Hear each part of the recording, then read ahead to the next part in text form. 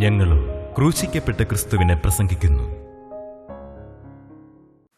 ദൈവവചനം ശ്രദ്ധിക്കുന്ന എല്ലാ പ്രിയപ്പെട്ടവർക്കും യേശുക്രിസ്തുവിൻ്റെ നാമത്തിൽ എൻ്റെ എളിയ വന്ദനം. ഒരിക്കലും മാറിപ്പോകാത്ത ചില കല്ല് പോലെ ചില ഭാരവിഷയങ്ങളും പേറിയായിരിക്കാം നാം ഇന്ന് ദൈവവചനത്തിന് മുമ്പാകെ കടന്നു വന്നിരിക്കുന്നത്. ഒരുപക്ഷെ ആ ഭാരവിഷയം ഈ ഭൂമിയിൽ മറ്റാർക്കും അറിയില്ല. എന്നാൽ നിങ്ങൾ ഈ ദൈവത്തിൻ്റെ വചനം കേട്ടുകൊണ്ടിരിക്കുമ്പോൾ നിങ്ങൾ വിശ്വാസത്തോടും ആവശ്യബോധത്തോടും ക്രിസ്തുവിൻ്റെ മുഖത്തേക്ക് നിങ്ങൾ നോക്കിക്കൊണ്ടിരുന്നാൽ നിങ്ങളറിയാതെ തന്നെ ഈ ശുശ്രൂഷ കഴിഞ്ഞ് എഴുന്നേറ്റ് പോകുമ്പോൾ ആ ഭാരവിഷയങ്ങളെല്ലാം, ആ കല്ലുകളെല്ലാം മഞ്ഞുപോലെ ഉരുകി ശാന്തമായിട്ട് സമാധാനമായിട്ട് നിങ്ങൾക്ക് എഴുന്നേറ്റ് പോകാൻ സാധിക്കും. ജീവിക്കുന്നവനായ ക്രിസ്തുവിൻ്റെ പാദപീഠത്തിലാണ് നാം കടന്നു വന്നിരിക്കുന്നത്. ജീവനുള്ളവനായ ക്രിസ്തു നമ്മെ ഓരോരുത്തരെയും കാണുകയും നമ്മെ ഓരോരുത്തരെയും വ്യക്തിപരമായി അറിയുകയും നമ്മുടെ ആവശ്യങ്ങളും നമ്മുടെ ദുഃഖങ്ങളും നമ്മുടെ വേദനാ വിഷയങ്ങളും എല്ലാം അറിയുന്നവനായ ക്രിസ്തുവിൻ്റെ അടുക്കലാണ് നാം കടന്നു വന്നിരിക്കുന്നത്. പ്രിയപ്പെട്ടവരെ, നമുക്ക് വിശ്വാസത്തോടെ ഇരിക്കാം. നിങ്ങൾ കേട്ടിട്ടുണ്ടാവും രവീന്ദ്രനാഥ ടാഗോറിനെ കുറിച്ച്. നമ്മുടെ ഭാരതത്തിൻ്റെ നാഷണൽ ആന്തം, ദേശീയ ഗാനം രചിച്ചത് രവീന്ദ്രനാഥ ടാഗോറാണ്. അദ്ദേഹം ഭാരതത്തിലെ വളരെ പ്രശസ്തനായ ഒരു സാഹിത്യകാരനും ഗാനരചയിതാവും സാംസ്കാരിക നായകനുമാണ്. അദ്ദേഹത്തിന് 1913 സാഹിത്യത്തിനുള്ള നോബൽ സമ്മാനം നേടിക്കൊടുത്തതായ ഒരു പ്രാർത്ഥനാ കാവ്യ സമാഹാരമുണ്ട്. അതിൻ്റെ പേരാണ് ഗീതാഞ്ജലി എന്ന്. ആ ഗീതാഞ്ജലിയിൽ അദ്ദേഹം ഒരു കഥ എഴുതിയിട്ടുണ്ട്. കഥ ഇപ്രകാരമാണ്. ഒരു ഭിക്ഷക്കാരൻ അവൻ രാവിലെ അവൻ്റെ ഗ്രാമത്തിൽ ഭിക്ഷാടനത്തിന് വേണ്ടി ഇറങ്ങി. ഉച്ചവരെ അവൻ നടന്നു, പക്ഷേ കാര്യമായിട്ടൊന്നും കിട്ടിയില്ല. ഏതോ ഒരു സാധു ഭവനത്തിൽ നിന്ന് ഒരു പിടി ഗോതമ്പ് മാത്രമേ അവൻ്റെ ആ ഭിക്ഷാപാത്രത്തിൽ കിട്ടിയുള്ളൂ. അവൻ വളരെ വേദനയോടെ, നിരാശയോടെ, ദുഃഖത്തോടെ ആ ദിവസത്തെ ശപിച്ചുകൊണ്ട് അവൻ ഉച്ചതിരിഞ്ഞും അവൻ്റെ ഭിക്ഷാടനം തുടർന്നു. കുറേ സമയം കഴിഞ്ഞപ്പോൾ ഇതാ ആ വഴിയിൽ കൂടെ ഒരു സ്വർണ്ണ രഥം കടന്നു വരുന്നു. അവൻ സൂക്ഷിച്ചു നോക്കിയപ്പോൾ അവന് മനസ്സിലായി ആ രാജ്യത്തെ പ്രജാസ്നേഹിയായ, പ്രജാതൽപരനായ രാജാവാണ്. അവന് വലിയ സന്തോഷമായി. കാരണം ഈ രാജാവിൻ്റെ അടുക്കൽ ഞാൻ ഭിക്ഷ ചോദിക്കും, രാജാവ് തൻ്റെ രാജകീയ മഹത്വത്തിൻ്റെ ആ പ്രൗഢിക്കൊത്തതുപോലെ അവനെന്നെ സഹായിക്കും. വളരെ പ്രതീക്ഷയോടെ അവൻ ഇങ്ങനെ നോക്കി നിൽക്കുമ്പോൾ ഇതാ ആ സ്വർണ്ണ രഥം അവൻ്റെ മുമ്പിൽ വന്ന് നിൽക്കുകയാണ്. അവന് വളരെ സന്തോഷമായി. അല്പം കഴിഞ്ഞപ്പോൾ ഇതാ രാജാവ് പുഞ്ചിരിയോടെ ആ രഥത്തിൽ നിന്ന് ഇറങ്ങി വരികയാണ്. അവൻ്റെ സന്തോഷം വർദ്ധിക്കാൻ തുടങ്ങി, അവൻ്റെ ഹൃദയം വികസിക്കാൻ തുടങ്ങി. അല്പം കഴിഞ്ഞപ്പോൾ ഇതാ ഈ രാജാവ് അവൻ്റെ മുമ്പിൽ തന്നെ വന്ന് അവൻ്റെ നേരെ രാജാവിൻ്റെ വലങ്കര നീട്ടുകയാണ്. അവൻ അത്ഭുത സ്തബ്ധനായി നിൽക്കുകയാണ്. എന്താണ് ചെയ്യേണ്ടത്, എന്താണ് പറയേണ്ടതൊന്നും അവന് മനസ്സിലാവുന്നില്ല. ഒന്നും പറയാനാവാതെ അത്ഭുത പരതന്ത്രനായിട്ട് അവനിങ്ങടെ രാജാവിൻ്റെ മുമ്പിൽ നിൽക്കുകയാണ്. അപ്പോഴാണ് രാജാവിൻ്റെ വലങ്കരം അവൻ്റെ നേരെ നീട്ടുന്നത്. എന്നിട്ട് രാജാവ് അവനോട് ചോദിച്ചു, എനിക്ക് തരുവാൻ നിൻ്റെ പക്കൽ എന്തുണ്ട്? ആ ഭിക്ഷക്കാരൻ അത്ഭുതത്തോടെ ചിന്തിക്കുകയാണ്, ദൈവമേ, ഒരു രാജാവ് ഭിക്ഷക്കാരന് മുമ്പിൽ വന്ന് ഭിക്ഷ ചോദിക്കുക. പ്രിയപ്പെട്ടവരെ, അവനൊന്നും മനസ്സിലായില്ല. എന്താ ചെയ്യേണ്ടതെന്ന് അറിഞ്ഞുകൂടാ. എനിക്ക് തരുവാൻ നിൻ്റെ പക്കൽ എന്തുണ്ട് എന്ന് ചോദിച്ചുകൊണ്ട് രാജാവിൻ്റെ വലങ്കരം ഈ ഭിക്ഷക്കാരൻ്റെ നേരെ നീട്ടുകയാണ്. പ്രിയപ്പെട്ടവരെ, അവൻ എന്ത് ചെയ്യണമെന്നറിയാതെ അവനൊരു കാര്യം ചെയ്തു. അവൻ്റെ ആ ഭിക്ഷാപാത്രത്തിൽ അവൻ്റെ ആ 2 വിരലിട്ടിട്ട് ഒരു തരി ഗോതമ്പ് രാജാവിൻ്റെ കയ്യിൽ വെച്ചു. രാജാവ് സന്തോഷത്തോടെ രഥത്തിൽ കയറി മടങ്ങുകയും ചെയ്തു. അവൻ പ്രതീക്ഷിച്ചതുപോലെ ഒന്നും കാര്യം നടന്നില്ല. വളരെ ദുഃഖിതനായി, വളരെ വ്യസനത്തോടെ അവനവൻ്റെ ഭവനത്തിലേക്ക് പോയി. രാജാവിനെ കണ്ടത് എനിക്ക് നഷ്ടമായല്ലോ, ഒരു 3 തരി ഗോതമ്പ് നഷ്ടമായല്ലോ എന്നുള്ളതായ ആ വേദനയോടും ദുഃഖത്തോടും കൂടെ ഈ ഭിക്ഷക്കാരൻ അവൻ്റെ ഭവനത്തിലേക്ക് ചെന്നു. രാത്രിയായപ്പോൾ അവൻ്റെ വീട്ടിലെ മണ്ണെണ്ണ വെളിച്ചത്തിൻ്റെ മങ്ങിയ വെളിച്ചത്തിൽ അവനൊരു കടലാസിലേക്ക് അവൻ്റെ ആ ഭിക്ഷാപാത്രം ചരിച്ചിട്ടു.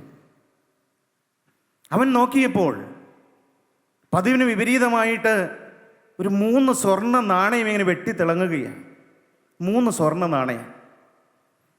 അവൻ അത്ഭുതത്തോടെ അവൻ പൊട്ടിക്കരയുകയാണ്. അതെന്തിനാണ് സ്വർണ്ണ നാണയം കിട്ടിയപ്പോൾ അവൻ പൊട്ടിക്കരഞ്ഞത്?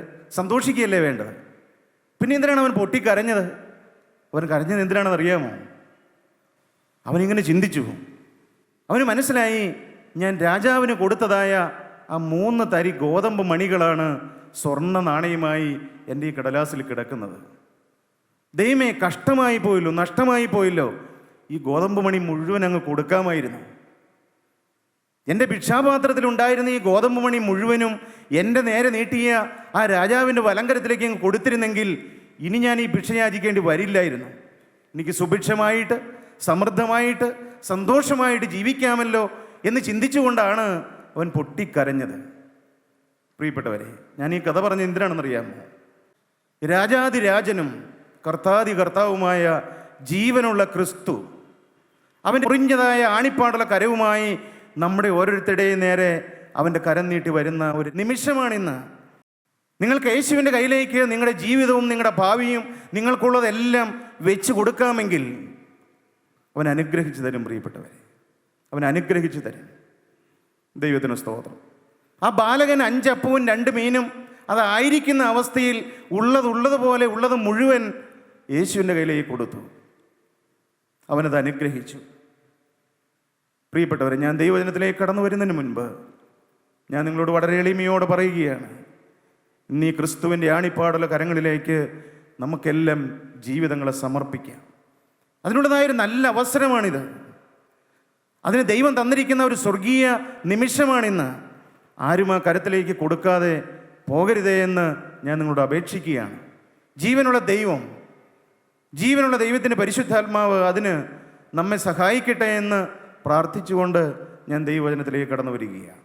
അപ്പോസ്തല പ്രവർത്തികളുടെ പുസ്തകം 16-ാം അധ്യായം 30-ാമത്തെ വാക്യവും ലൂക്കോസിൻ്റെ സുവിശേഷം 18-ാം അധ്യായം 26-ാമത്തെ വാക്യവും നമുക്ക് ആദ്യം ഒന്ന് വായിച്ച് കേൾക്കാം. അവരെ പുറത്തു കൊണ്ടുവന്ന് യജമാനന്മാരെ രക്ഷപ്രാപിപ്പാൻ ഞാൻ എന്ത് ചെയ്യണമെന്ന് ചോദിച്ചു. യജമാനന്മാരെ രക്ഷ പ്രാപിപ്പാൻ ഞാൻ എന്ത് ചെയ്യണം എന്ന് ചോദിച്ചു. ലൂക്കോസിന്റെ സുവിശേഷം 18-ാം അധ്യായം 26-ാമത്തെ വാക്യം. എന്നാൽ രക്ഷിക്കപ്പെടുവാൻ ആർക്ക് കഴിയുമെന്ന് പറഞ്ഞു. എന്നാൽ രക്ഷിക്കപ്പെടുവാൻ ആർക്ക് കഴിയും? രക്ഷപ്പെടുവാൻ ഞാൻ എന്ത് ചെയ്യണം? രക്ഷിക്കപ്പെടുവാൻ ആർക്ക് കഴിയും? ഇത് 2 ചോദ്യമാണ്. ഇത് 2 സാഹചര്യത്തിൽ 2 വ്യക്തികൾ ചോദിച്ചതാണെങ്കിലും ഇന്ന് മനുഷ്യൻ്റെ എല്ലാം ഹൃദയത്തിലുള്ളതായ ഒരു ചോദ്യമാണിത്. രക്ഷപ്പെടണമെന്നുണ്ട്, ഒരു സമാധാന ജീവിതം നയിക്കണമെന്നുണ്ട്, ദൈവരാജ്യത്തിൽ എത്തണമെന്നുണ്ട്, സ്വർഗരാജ്യത്തിൽ പോകണമെന്നുണ്ട്. പക്ഷേ വഴി അറിഞ്ഞുകൂടാ. പൗലോസിനോടും ശീലാസിനോടും കാരാഗ്രഹ പ്രമാണി ചോദിക്കുകയാണ്, യജമാനന്മാരെ രക്ഷ പ്രാപിപ്പാൻ ഞാൻ എന്താ ചെയ്യേണ്ടത്? രക്ഷപ്പെടണമെന്നുണ്ട്, ദൈവരാജ്യത്തിൽ എത്തണമെന്നുണ്ട്, അതിൻ്റെ വഴി എന്താണ്? രക്ഷ പ്രാപിപ്പാൻ ആർക്കാണ് കഴിയുന്നത്? എല്ലാവർക്കും സാധ്യമാണോ? ആർക്കായി രക്ഷ കിട്ടുന്നത്? പ്രിയപ്പെട്ടവരെ, ദൈവവചനത്തിൻ്റെ അടിസ്ഥാനത്തിൽ രക്ഷ എന്നുള്ളതായ വിഷയത്തെക്കുറിച്ചാണ് ഞാൻ അല്പസമയം ചിന്തിക്കാൻ പോകുന്നത്. സാൽവേഷൻ, രക്ഷ. എന്താണ് രക്ഷ?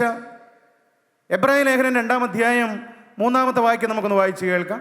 അവിടെ അപ്പോസ്തലനായ പൗലോസ് എബ്രായ ക്രിസ്ത്യാനികൾക്ക് ലേഖനം എഴുതുമ്പോൾ അപ്പോസ്തലൻ പറയുന്നുണ്ട് ഈ രക്ഷയെക്കുറിച്ച്. എബ്രായ ലേഖനം 2-ാം അധ്യായം 3-ാമത്തെ വാക്യം. ദൂതന്മാർ മുഖാന്തരം അരുളി ചെയ്ത വചനം സ്ഥിരമായിരിക്കുകയും ഓരോരോ ലംഘനത്തിനും അനുസരണക്കേടിനും ന്യായമായ പ്രതിഫലം ലഭിക്കുകയും ചെയ്തുവെങ്കിൽ കർത്താവ് താൻ പറഞ്ഞു തുടങ്ങിയതും ദൈവം അടയാളങ്ങളാലും അത്ഭുതങ്ങളാലും വിവിധ വീര്യപ്രവൃത്തികളാലും തൻ്റെ ഇഷ്ടപ്രകാരം പരിശുദ്ധാത്മാവിനെ നൽകിക്കൊണ്ടും സാക്ഷി നിന്നതും കേട്ടവർ നമുക്ക് ഉറപ്പിച്ചു തന്നതുമായ ഇത്ര വലിയ രക്ഷ നാം ഗണ്യമാക്കാതെ പോയാൽ എങ്ങനെ തെറ്റിയൊഴിയും? നിത്യശിക്ഷാവിധിയിൽ നിന്നുള്ള മോചനമാണ് രക്ഷ എന്ന് പറയുന്നത്. നിത്യന്യായവിധിയിൽ നിന്നുള്ളതായ മോചനമാണ് രക്ഷ എന്ന് പറയുന്നത്. ആ വലിയ ശിക്ഷാവിധിയിൽ നിന്നുള്ളതായ ആ വലിയ രക്ഷ. പ്രിയപ്പെട്ടവരെ, ഈ വചനം കേൾക്കുന്ന എൻ്റെ പ്രിയപ്പെട്ട സഹോദരങ്ങളോട് ഞാൻ വളരെ എളിമയോടെ ചോദിക്കട്ടെ, നിങ്ങൾക്ക് ഈ വലിയ ശിക്ഷാവിധിയിൽ നിന്നുള്ളതായ മോചനം നിങ്ങൾ പ്രാപിച്ചുവോ? നിങ്ങൾ ഈ രക്ഷ അനുഭവിക്കുന്നുണ്ടോ? നിങ്ങൾ രക്ഷയുടെ സന്തോഷം നിങ്ങൾ അനുഭവിക്കുന്ന ഒരു വ്യക്തിയാണോ? ഞാൻ നിത്യജീവന്റെ അവകാശിയാണെന്ന് നിങ്ങളുടെ ഹൃദയത്തിൽ നിങ്ങൾക്കൊരു പ്രാഗൽഭ്യമുണ്ടോ? ഒരു വലിയ ശിക്ഷാവിധി വരുന്നുണ്ട് പ്രിയപ്പെട്ടവരെ. ഒരു വലിയ ന്യായവിധിയുടെ ദിവസം വരുന്നുണ്ട്. നാം ഈ ലോകത്തിലേക്ക് ഇന്ന് നോക്കുമ്പോൾ ഈ ലോകത്ത് നടക്കുന്നതായ സംഭവ വികാസങ്ങൾ ദൃശ്യമാധ്യമങ്ങൾ കൂടി എല്ലാം നാം കാണുന്നുണ്ട്. ഒരു മൂന്നാം ലോക മഹായുദ്ധത്തിലേക്ക് ഈ ലോകം നീങ്ങിക്കൊണ്ടിരിക്കുകയാണോ? നമുക്കാർക്കും നിശ്ചയമില്ല. എന്താണ് ഈ ലോകത്ത് സംഭവിക്കാൻ പോകുന്നത്? ഈ ലോകം എങ്ങോട്ടാണ് നീങ്ങുന്നത്? ഈ ലോകത്തിൻ്റെ അവസാനത്തിലേക്ക് പോവുകയാണോ? നമുക്ക് ആർക്കും ഒരു നിശ്ചയമില്ല, ഒരു നിർണയമില്ല, ഒരു ഉറപ്പില്ല. എന്നാൽ വലിയൊരു ന്യായവിധി ദിവസമുണ്ട്, ഒരു വലിയ ശിക്ഷാവിധിയുണ്ട്. ഒരു ശിക്ഷാവിധിയുടെ ദിവസം വരുന്നുണ്ട്. സെഫന്യാവിൻ്റെ പുസ്തകം 1-ാം അധ്യായം 14-15 വാക്യം നമുക്കൊന്ന് വായിച്ചു കേൾക്കാം. യഹോവയുടെ മഹാദിവസം അടുത്തിരിക്കുന്നു. യഹോവയുടെ മഹാദിവസം അടുത്തിരിക്കുന്നു. അത് അടുത്ത് അത്യന്തം ബന്ധപ്പെട്ട് വരുന്നു. അത് അടുത്ത് അത്യന്തം ബന്ധപ്പെട്ട് വരുന്നു. കേട്ടോ യഹോവയുടെ ദിവസം, കേട്ടോ യഹോവയുടെ ദിവസം. വീരൻ അവിടെ കഠിനമായി നിലവിളിക്കുന്നു. ആ ദിവസം ക്രോധ ദിവസം. ആ ക്രോധ ദിവസം, ആ ദിവസം അത് ക്രോധ ദിവസമാണ്. കഷ്ടവും സങ്കടവുമുള്ള ദിവസം. കഷ്ടവും സങ്കടവുമുള്ള ദിവസമാണ്. ശൂന്യതയും നാശവുമുള്ള ദിവസം. ശൂന്യതയും നാശവുമുള്ള ദിവസമാണ്. ഇരുട്ടും അന്ധകാരവുമുള്ള ദിവസം. ഇരുട്ടും അന്ധകാരമുള്ള ദിവസമാണ്. മേഘവും മൂടലുമുള്ള ദിവസം. മേഘവും മൂടലുമുള്ള ദിവസമാണ്. ഉറപ്പുള്ള പട്ടണങ്ങൾക്കും. പ്രിയപ്പെട്ടവരെ, ആ ക്രോധ ദിവസം, ആ ന്യായവിധി ദിവസം, നിങ്ങളതിൽ നിന്ന് രക്ഷപ്പെട്ടോ? നിങ്ങളതിൽ നിന്ന് മോചനം പ്രാപിച്ചോ? അതാണ് രക്ഷ എന്ന് പറയുന്നത്. മലാഖി പ്രവാചകന്റെ പുസ്തകം 4-ാം അധ്യായം 1-ാമത്തെ വാക്യം കൂടെ നമുക്ക് വായിച്ചു കേൾക്കാം. ചൂള പോലെ കത്തുന്ന ഒരു ദിവസം വരും. ചൂള പോലെ കത്തുന്നതായ ഒരു ദിവസം, അതാണ് ന്യായവിധി ദിവസം. ചൂള പോലെ കത്തുന്നതായ ഒരു ദിവസം വരും. അപ്പോൾ അഹങ്കാരികളൊക്കെയും സകല ദുഷ്പ്രവൃത്തിക്കാരും താളടിയാകും. അപ്പോൾ അഹങ്കാരികളൊക്കെയും സകല ദുഷ്പ്രവൃത്തിക്കാരും താളടിയാകും. അടുത്ത വാക്യം. വരുവാനുള്ള ദിവസം, വരുവാനുള്ളതായ ക്രോധ ദിവസം, ആ കോപ ദിവസം, ആ ശിക്ഷാവിധിയുടെ ദിവസം വേരും കൊമ്പും ശേഷിപ്പിക്കാതെ, വേരും കൊമ്പ് ശേഷിപ്പിക്കാതെ അവരെ ദഹിപ്പിച്ചു കളയുമെന്ന്, അവരെ ദഹിപ്പിച്ചു കളയുമെന്ന് സൈന്യങ്ങളുടെ യഹോവ അരുളി ചെയ്യുന്നു. അടുത്ത വാക്യം കൂടെ വായിക്കാം. എന്റെ നാമത്തെ ഭയപ്പെടുന്ന നിങ്ങൾ, എന്നാൽ പ്രിയപ്പെട്ടവരെ, രക്ഷിക്കപ്പെട്ട ദൈവമക്കൾക്ക്, എന്റെ നാമത്തെ ഭയപ്പെടുന്ന നിങ്ങൾക്കോ നീതി സൂര്യൻ തന്റെ ചിറകിൻ കീഴിൽ രോഗോപശാന്തിയോടുകൂടെ ഉദിക്കുമെന്നാണ് ദൈവത്തിന്റെ വചനം. നാം എവിടെയായിരിക്കും പ്രിയപ്പെട്ടവരെ? നാം ഏത് ഗണത്തിലായിരിക്കും? നാം ഈ രക്ഷ അനുഭവിക്കുന്നുണ്ടോ? ഞാൻ രക്ഷിക്കപ്പെട്ടൊരു ദൈവ ഇതിലാണോ? എൻ്റെ ഉള്ളിൽ ഈ രക്ഷയുടെ സന്തോഷമുണ്ടോ? ഒരിക്കൽ രക്ഷിക്കപ്പെട്ടവർ ഇന്ന് ഈ രക്ഷയുടെ അനുഭവത്തിൽ നിലനിൽക്കുന്നുണ്ടോ? അതെയോ രക്ഷയുടെ സന്തോഷം നഷ്ടപ്പെട്ടു പോയോ? നിത്യശിക്ഷാവിധിയിൽ നിന്നുള്ള മോചനമാണ് രക്ഷ എന്ന് പറയുന്നത്. എങ്ങനെ കിട്ടും പ്രിയപ്പെട്ടവരെ ഈ രക്ഷ? ഈ രക്ഷയ്ക്ക് നാം കൊടുക്കേണ്ട വില എന്താണ്? വില കൊടുത്താൽ കിട്ടുന്നതാണോ ഈ രക്ഷ? വെളിപ്പാട് പുസ്തകം 7-ാം അധ്യായം 10-ാം വാക്യം നമുക്കൊന്ന് വായിച്ച് കേൾക്കാം. ഈ രക്ഷ നമുക്ക് എങ്ങനെ കിട്ടും? അതിന് നാം കൊടുക്കേണ്ട വില എന്താണ്? രക്ഷ എന്നുള്ളത് സിംഹാസനത്തിൽ ഇരിക്കുന്നവനായ നമ്മുടെ ദൈവത്തിന്റെയും കുഞ്ഞാടിന്റെയും ദാനം എന്നവർ അത്യുച്ചത്തിൽ ആർത്തുകൊണ്ടിരുന്നു. പ്രിയപ്പെട്ടവരെ, നമുക്ക് രക്ഷ കിട്ടാൻ നാം ഒന്നും ചെയ്യണ്ട. നാം അതിന് പൈസ മുടക്കണ്ട. നാം ഒരു വിലയും കൊടുക്കണ്ട. രക്ഷ സൗജന്യമാണ്. രക്ഷ സൗജന്യമാണ്. ആർക്കും ഈ രക്ഷ അനുഭവിക്കാം. പക്ഷെ ഒരു കാര്യം, നമുക്ക് ഈ രക്ഷ സൗജന്യമാണ് ലഭിക്കുന്നതെങ്കിലും ഒരാൾ അതിനു വേണ്ടിയിട്ട് വലിയൊരു വില കൊടുത്തിട്ടുണ്ട്. നമുക്ക് സൗജന്യമായി തരുന്ന രക്ഷയ്ക്ക് വേണ്ടി പിതാവായ ദൈവം തൻ്റെ ഏകജാതനായ പുത്രനെ കാൽവറിയിൽ തകർത്ത് കളഞ്ഞു. നമുക്ക് വേണ്ടി ഒരു കുഞ്ഞാട് അറുക്കപ്പെട്ടിട്ടുണ്ട്. ആ കുഞ്ഞാട് അറുക്കപ്പെട്ടത് കൊണ്ടാണ് നമുക്ക് രക്ഷ കിട്ടിയത്. ഈ രക്ഷ സൗജന്യമാണ് പ്രിയപ്പെട്ടവരെ. ഈ സൗജന്യമായ രക്ഷ നിങ്ങൾ പ്രാപിച്ചു? ആ സൗജന്യമായ രക്ഷ നിങ്ങൾ ഇതുവരെയും പ്രാപിച്ചില്ല എങ്കിൽ അത് ലഭിക്കുവാനുള്ള ഒരു സാഹചര്യമാണ് ദൈവം നമുക്കിന്ന് ഒരുക്കി തന്നിരിക്കുന്നത്.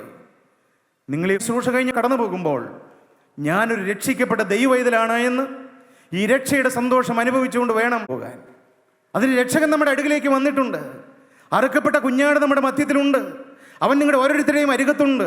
അവൻ്റെ ആണിപ്പാടുള്ള കരം നിങ്ങളുടെ നേരെ നീട്ടിയിട്ടുണ്ട്. നിങ്ങളത് വിശ്വസിക്കുക. നമ്മുടെ ഈ ദൃശ്യമായ കണ്ണുകൊണ്ട് അവനെ കാണാൻ വയ്യെങ്കിലും ആ അദൃശ്യനായ അത്ഭുത പുരുഷനായ ആ അറുക്കപ്പെട്ട കുഞ്ഞാട് നിങ്ങളുടെ ഓരോരുത്തരെയും അടുത്തുണ്ട്. പ്രിയപ്പെട്ടവരെ, നിങ്ങൾക്ക് വിശ്വസിക്കാൻ കഴിയുമോ? അത് രക്ഷ സൗജന്യമാണ്. ഒരു കുഞ്ഞാട് നമുക്ക് വേണ്ടി അറുക്കപ്പെട്ടിട്ടുണ്ട്. ഈ കുഞ്ഞാട് അറുക്കപ്പെട്ടതുകൊണ്ട് നമുക്ക് ലഭിച്ച അനുഗ്രഹം എന്താണ്? യെശയ്യാവ് 53 അധ്യായം 4-5 വാക്യം നമുക്കൊന്ന് വായിച്ച് കേൾക്കാം. സാക്ഷാൽ നമ്മുടെ രോഗങ്ങളെ അവൻ വഹിച്ചു. ഈ കുഞ്ഞാട് കാൽവറിയിൽ അറുക്കപ്പെട്ടപ്പോൾ നമുക്ക് ലഭിച്ച അനുഗ്രഹം എന്താണ്? സാക്ഷാൽ നമ്മുടെ രോഗം. സാക്ഷാൽ രോഗം എന്താണ്? അത് പാപമാണ്.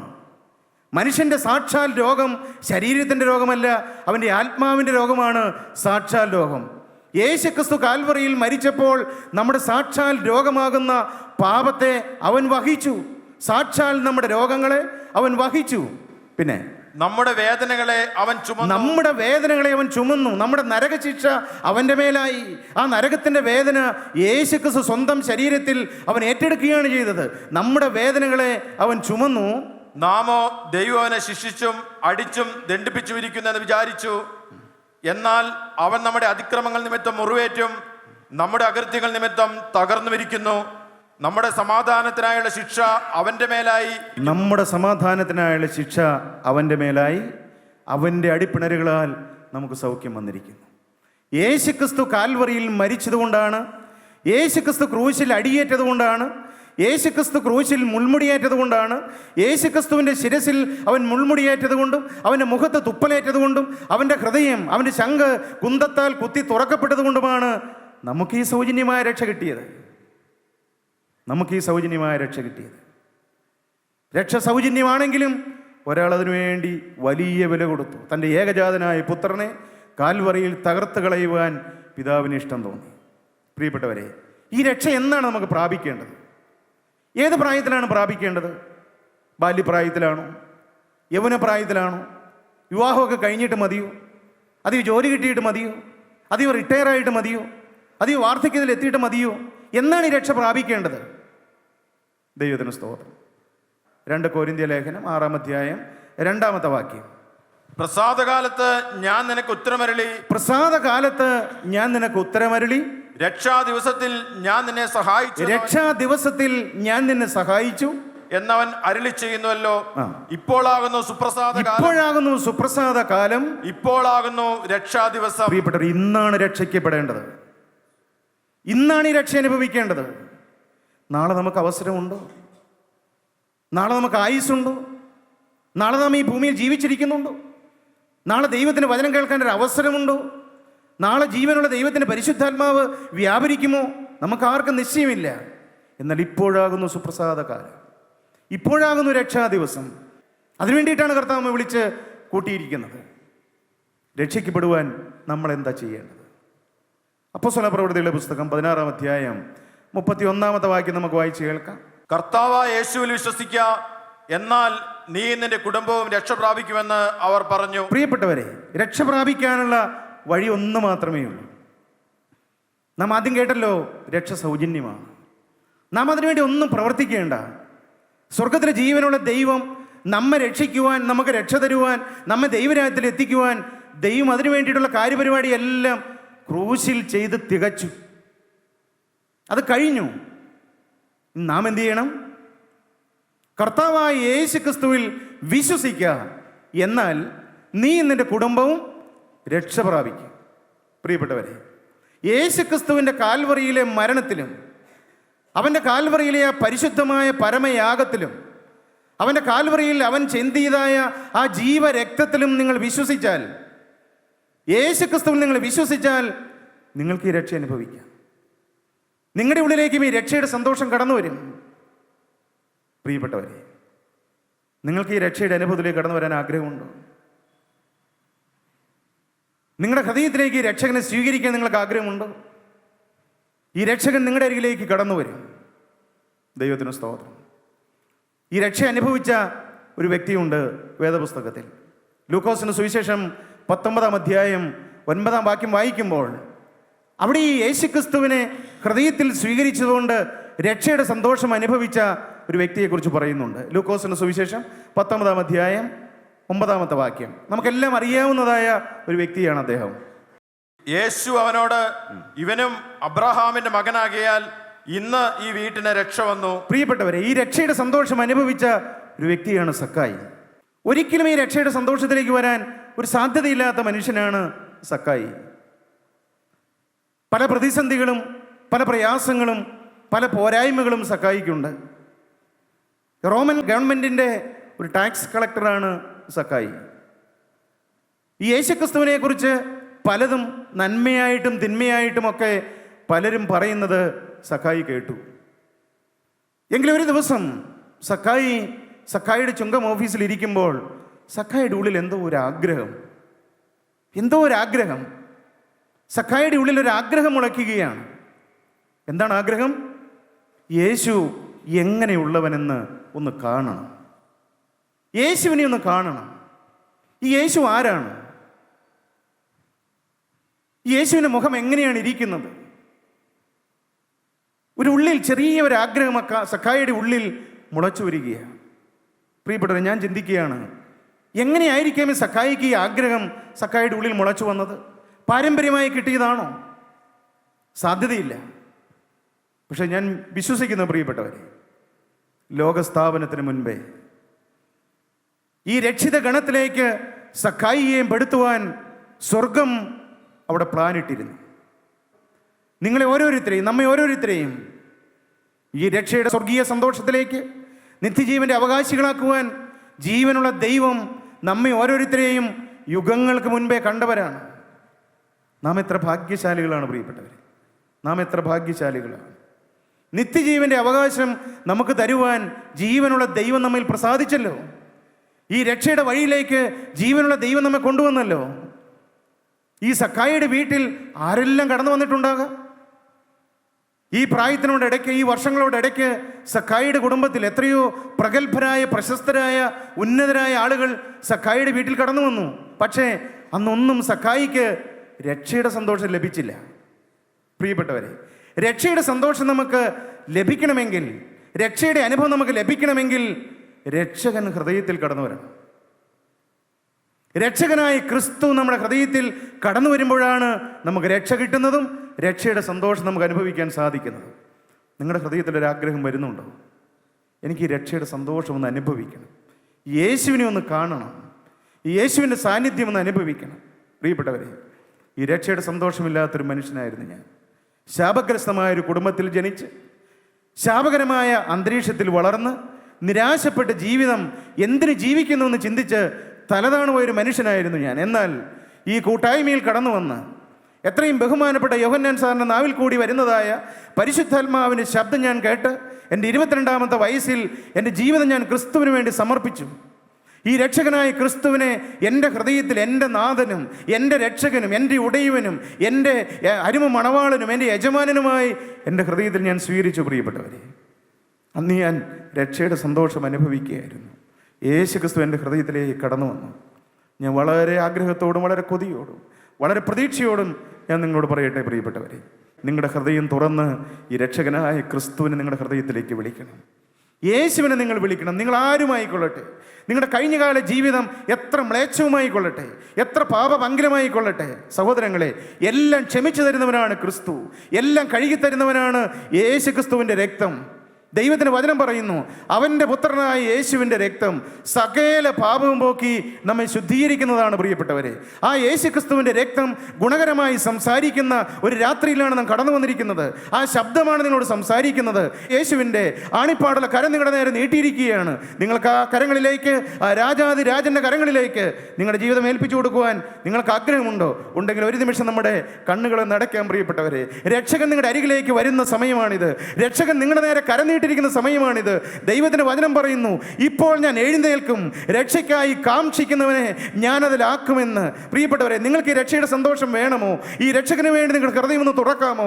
യേശുവിധ അവൻ്റെ ആണിപ്പാടുള്ള കരം നിങ്ങളുടെ നേരെ നീട്ടിയിരിക്കുന്നു.